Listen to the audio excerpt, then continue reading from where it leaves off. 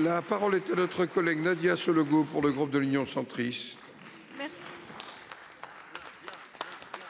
Merci, Monsieur le Président.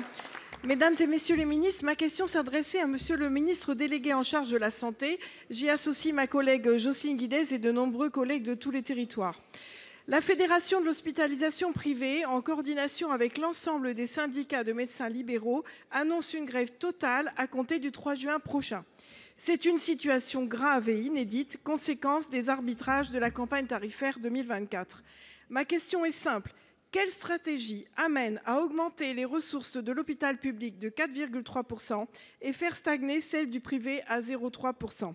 S'agit-il d'affaiblir le secteur privé en espérant ainsi renforcer l'hôpital public?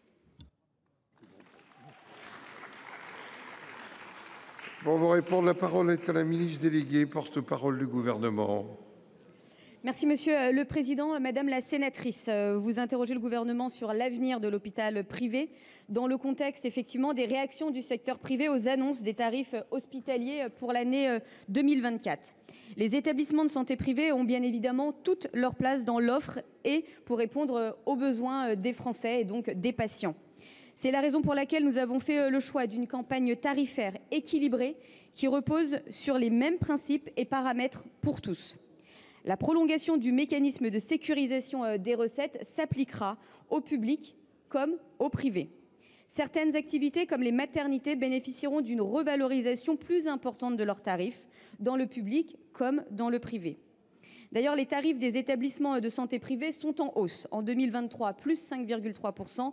En 2024, plus 0,5% pour les activités de médecine, de chirurgie et d'obstétrique.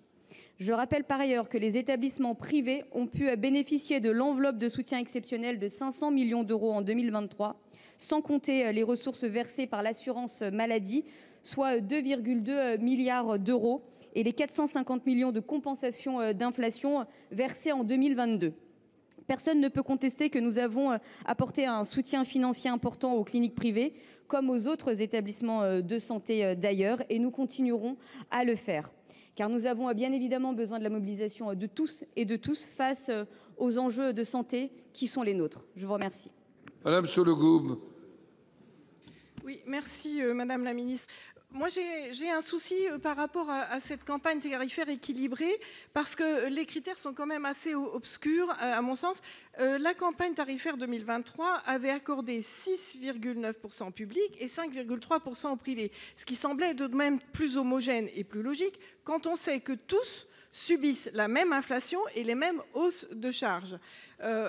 En fait, c'est pas très clair parce que on a l'impression qu'il y a une enveloppe fermée, si j'ai compris l'exposé que j'ai lu longuement de Monsieur le ministre Valletoux, qui oblige à répartir les choses de façon aussi déséquilibrée. Mais en fait, le fait d'avoir une enveloppe fermée ne signifie pas qu'il y a des vases communicants entre les deux systèmes.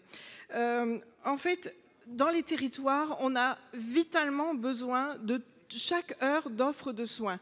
Nous avons un seul devoir, et c'est ce que nous faisons, c'est défendre le patient. Et en fragilisant le système privé, on va uniquement perdre des heures de soins et on va perdre de l'offre de soins.